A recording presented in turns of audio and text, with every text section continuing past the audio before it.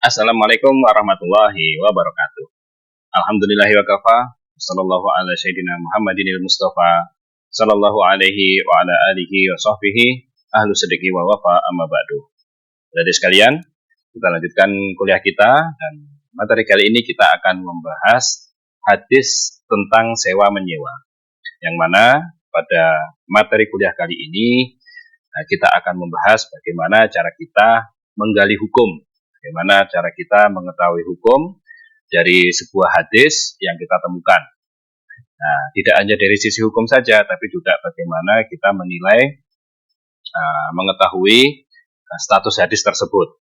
Nah, jadi sekarang kita membahas tentang hadis sewa menyewa. Yang mana sewa menyewa ini salah satu dari akad-akad musamma, akad-akad yang diberi nama oleh Rasulullah SAW dan dilegalkan dalam syariat Islam. Dan sewa menyewa ini telah berkembang sedemikian rupa sehingga dipakai baik dalam kehidupan sehari-hari juga oleh lembaga keuangan syariah. Nah, tidak usah berlama-lama, mari kita lanjutkan kuliah kita pada kesempatan kali ini.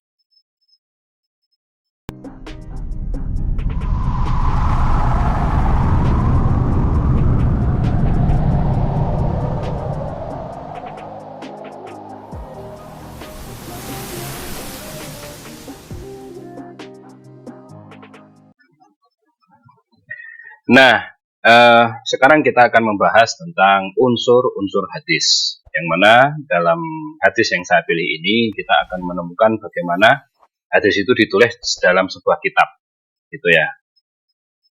Nah, di sini saya menemukan hadis ini dalam kitab Bulughul Maram min Adillatil Ahkam di karangan Imam Ibnu Hajar Al-Asqalani, yang mana kitab ini mencatat kemudian menulis atau merangkum hadis-hadis yang berkaitan dengan hukum, gitu ya. Oke. Dalam Bulughul Maram di sini saya menemukan, walaupun dalam Bulughul Maram juga mungkin ada yang nggak ditulis sanadnya ya, tapi saya cari sanadnya. Nah, di sini ditulis begini. Haddatsana Al-Abbas Ibnul Walid Ad-Dimashqi. Haddatsana Wahab Ibnu Sa'id bin Atiyah As-Salami. Haddatsana Abdurrahman bin Zaid bin Aslam. An abihi an Abdullah bin Umar qala Rasulullah sallallahu alaihi wasallam a'tul ajira ajrahu qabla ayyajifa arafuhu. Rawahu Ibnu Majah. Nah, jadi di sini hadisnya itu diriwayatkan oleh Ibnu Majah. Nah, di sini lengkap ya. Lengkap. Ibnu Majah itu kalau kita lihat di kitabnya Sunan Ibnu Majah, itu beliau menulis dari mana dapatnya hadis ini. Nah, maka di sini beliau mendapatkan hadis ini dari Abbas, kemudian Abbas dari Wahab, kemudian Wahab dari Abdurrahman dapat dari ayahnya, kemudian ayahnya Abdurrahman dapat dari Abdullah bin Umar. Abdullah bin Umar ini berarti sahabat, gitu ya. Abdullah bin Umar ini sahabat kecil. Maksudnya sahabat kecil itu ketika Nabi hidup beliau masih kecil. Karena Abdullah bin Umar bin Khattab ini anaknya Umar bin Khattab, khalifah umat Islam yang kedua. Nah, kemudian lebih lanjut, Imam Ibnu Hajar itu menulis setelahnya tentang hadis ini. Wa fil babi an Abi Hurairah radhiyallahu anhu inda Abi Ya'la wal Baihaqi wa Jabir inda Tabarani wa kulluha di'afun. Nah, jadi Ibnu Hajar itu menulis, memberikan keterangan sedikit tentang status hadis ini. Nah, gitu ya. Gimana beliau menulisnya?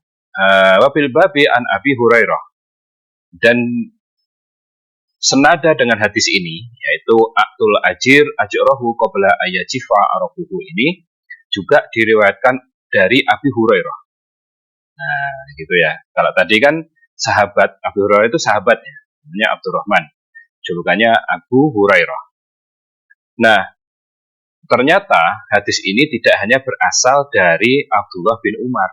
Nah, tadi ternyata ada di riwayat lain yang bersumber dari Abi Hurairah.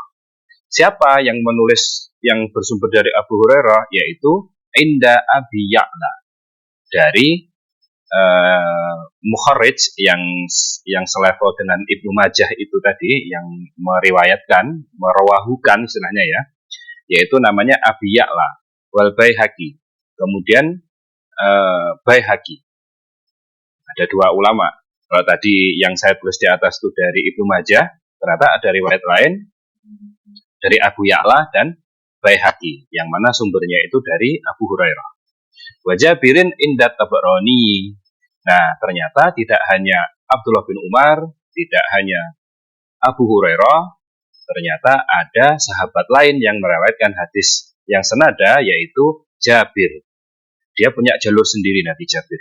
Nah, Jabir ini siapa yang menulis atau mukharrijnya atau yang merawahukan dari Jabir ini, yaitu Tabarani. Nah, jadi ternyata hadis ini ada 3 jalur, gitu ya, 3 jalur sahabat, dan 3 jalur ini yang menulis ada 4 ulama, gitu. Wa kulluha di'afun, dan semua jalur-jalur ini ternyata kalau diteliti ada perawi-perawi atau rantaian sanadnya itu ada antaranya ada perawi-perawi yang lemah, intinya begitu. Oke, lanjut dulu ya. Nah, analisis lafaz. Nah, analisis lafaz ini khusus dalam redaksi hadisnya aja, yaitu Abdul Ajir ajrahu qabla ayajifa arafuhu. Nah, analisis lafaz yang pertama jifa. Jifa itu kering. Jifa itu kering artinya. Kemudian yang kedua ada kulluha di'afun, karena Ibnu Hajar Al-Asqalani itu memberikan sedikit keterangan gitu ya. Kulluha di'afun, yang maksudnya kulluha, semuanya ini balik ke jalur riwayat 3 tadi ya, baik dari Abdullah bin Umar atau dari Abu Hurairah atau dari Jabir, di'afun. Semua jalur riwayat 3 ini dhaif karena ada perawi yang dinilai lemah gitu ya, dinilai dhaif. Nah, apakah cukup seperti ini? Oke, kita bahas lagi. Nah, sekarang kita bahas terjemah hadisnya dulu ya. Terjemah hadis. Gimana terjemah hadis itu? Abdul Ajir ajrahu qabla ayajifa arafuhu. Nah, artinya berikanlah upah. Aktu, maksudnya berikanlah wahai kalian, maksudnya gitu ya, orang banyak. Berikanlah upah kepada pekerja sebelum keringatnya mengering. Nah, berikanlah upah kepada pekerja sebelum keringatnya mengering. Hadis riwayat Ibnu Majah. Ini arti letterleknya, ini arti secara tekstualnya dari hadis itu. Oke. Nah, sekarang kita bahas dari 3 riwayat jalur riwayat tadi. Dalam masalah ini ada hadis dari Abu Hurairah radhiyallahu anhu, riwayat Abi Ya'la dan Al-Baihaqi, dan dari Jabir riwayat At-Tabrani, namun semuanya lemah. Nah, ini terjemahan tadi yang tambahan dari Ibnu Hajar tentang keterangan hadis tadi ya. Nah, terus kita bahas yang pertama. Hadis dari Ibnu Umar.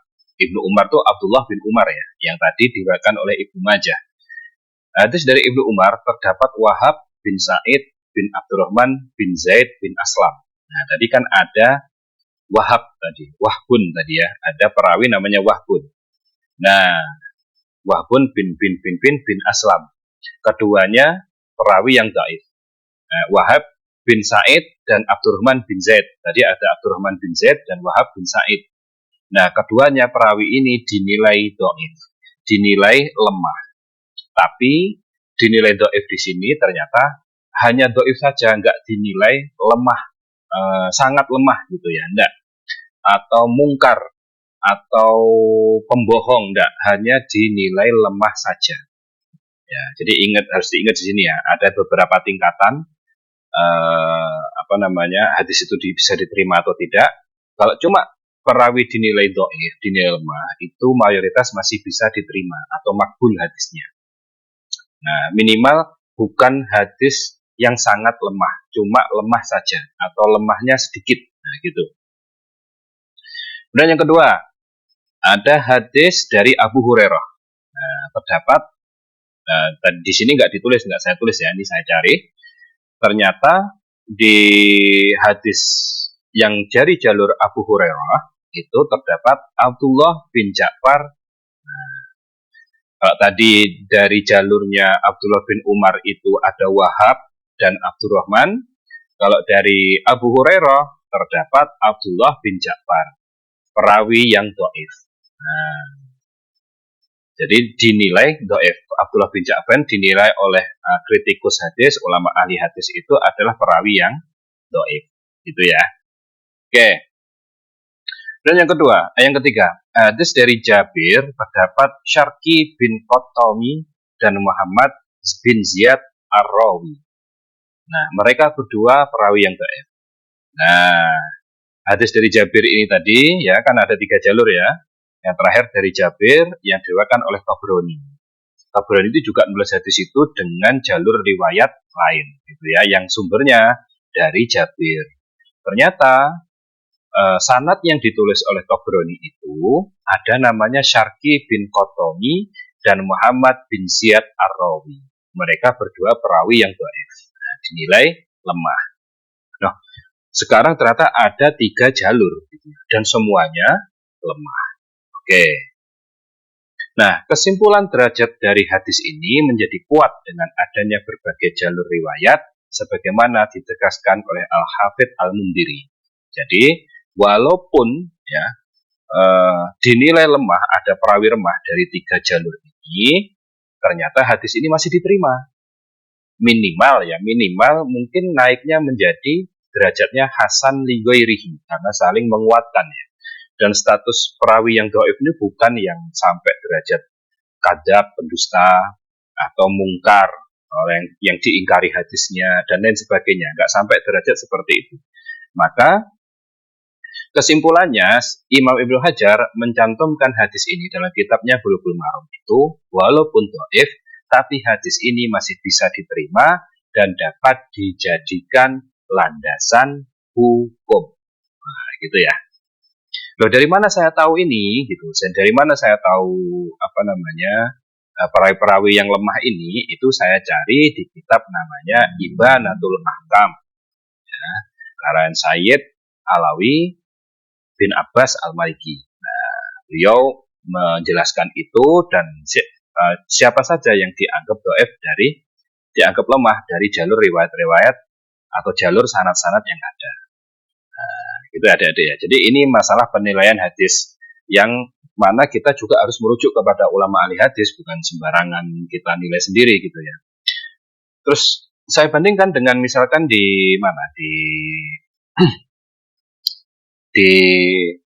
aplikasi Jawami Kalim gitu ya. Saya cari ternyata ada riwayatnya ini. Dan ketika saya klik atau saya pencet tentang Wahab bin Sa'id dari Ibnu Umar atau Abdullah bin Ja'far, keterangannya semuanya itu lemah gitu ya. Nah, dhaiful hadis gitu keterangannya. Jadi ini hampir sama gitu, karena Jawami Kalim ini hampir sama dengan kesimpulan Said Alawi bin Abbas Al-Maliki. Padahal ketika beliau hidup, aplikasi Jawami Kalim ini belum ada. Nah, gitu ya. Aplikasi Jawami Kalim ini belum ada. Nah, itu intinya saya sinkronisasi lah. Jadi memang benar-benar beliau ini ulama beneran dalam menilai sebuah hadis. Oke, kita sekarang kesimpulan sementara menurut para ulama gitu ya. Entah nanti siapa yang meneliti terus ada kesimpulan lain, itu urusan belakang ya. Itu secara hadis ini secara diterima atau tidaknya itu diterima hadisnya atau makbul. Nah, minimal derajatnya itu hasan li ghairihi, yang mana dapat dijadikan landasan hukum walaupun jalurnya itu ada perawi yang dhaif atau lemah. Oke. Nah, selanjutnya kita akan membahas tentang makna hadis. Nah, mungkin makna hadis ini ringkas lah ya. Nah, Makna hadis ini pertama secara tekstual, gitu ya. Jadi secara tekstual dengan analisis kebahasaan hadis ini menganjurkan untuk menyegerakan membayar utang dan membayar upah pekerja sebab biasanya upah hari itu untuk biaya hidup hari itu juga. Jika pembayarannya lambat, berarti memaksanya atau memaksa pekerja itu untuk berhutang. Maksudnya apa adik-adik semua? Bahwasanya hadis ini yang kita bahas kali ini itu kan dalil atau landasan kebolehan dari sewa menyewa, gitu ya. Karena tadi lafadznya kan berikanlah upah kepada pekerja sebelum keringatnya mengering. Kalau ada kata-kata berikanlah berarti itu perintah. Nah, kenapa kok kalau perintah kan berarti wajib kan gitu. Berarti wajib diberikan upah tersebut sebelum keringatnya mengering. Nah, cuman di sini kenapa kok ulama itu bukan nggak mewajibkan, tapi malah menganjurkan saja untuk menyegerakan. Karena apa? Karena dalam hadis itu tidak ada ancaman atau tidak ada pujian terhadap orang yang menyegerakan, orang yang segera membayar upah pekerja yang sampai keringatnya belum kering. Kalau ada pujian, kemudian misalkan yang memberikan ini masuk surga tanpa hisab misalkan gitu, atau yang memberikan ini dipuji Allah, atau yang tidak menyegerakan nanti diadab Allah misalkan gitu. Nah itu nanti baru kedudukannya jadi wajib gitu. Makanya walaupun kalimat perintah di situ ya berikanlah kan gitu ya, tapi ulama menyimpulkannya itu sunnah memberikan atau menganjurkan untuk segera memberikan upahnya. Karena ya istilahnya ini kan untuk rakyat kecil lah ya intinya gitu ya, untuk orang-orang yang bukan orang-orang kaya lah. Jadi biar Rasulullah itu juga membela mereka gitu, berada di pihak mereka. Karena apa?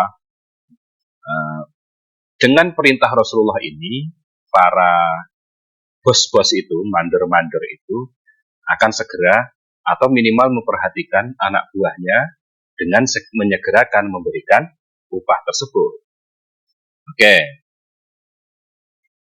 Selanjutnya, hadis ini mewajibkan untuk segera bayar upah pekerja, bahkan dianjurkan bayar upah sebelum keringat pekerja mengering.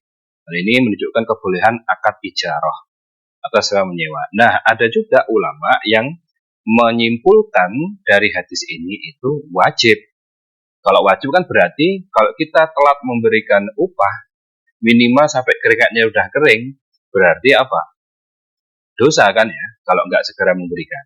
Nah, cuma dari sini, dari ulama yang mewajibkan ini, dapat disimpulkan kebolehan dari akad sewa menyewa. Kalau pekerja yang disewa apanya? Kan keahliannya atau tenaganya, nah gitu ya, keahlian atau tenaganya.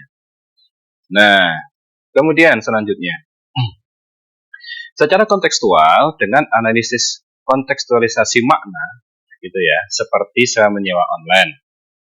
Nah, jadi kalau dulu orang nyewa itu kan ya, kamu saya sewa, kamu tak suruh begini, nanti tak bayar sekian, gitu ya, entah mindahin barang, bersihin rumah, atau kita pinjem barang. Nah, sekarang kontekstualisasinya adalah seperti sewa menyewa online. Gimana caranya sewa menyewa online? Gini, sewa menyewa itu rukunnya 4 ya, yang disepakati kan 4 ya, rukunnya. Pertama, akiden. Akiden itu orang yang dua belah pihak, yang istilahnya yang bertransaksi. Harus ada ini. Kalau sendiri kan tidak mungkin bertransaksi kan. Kemudian yang kedua itu ada manfaat. Manfaat, baik manfaat barang atau manfaatnya orang atau keahlian. Nah, ini manfaatnya dari barang itu. Kemudian yang ketiga ada ujroh. Ujroh itu upahnya. Kemudian yang keempat ada sigoh. Sigoh itu ya lafadznya. Kamu mau ngapain gitu loh. Dua orang ketemu mau ngapain.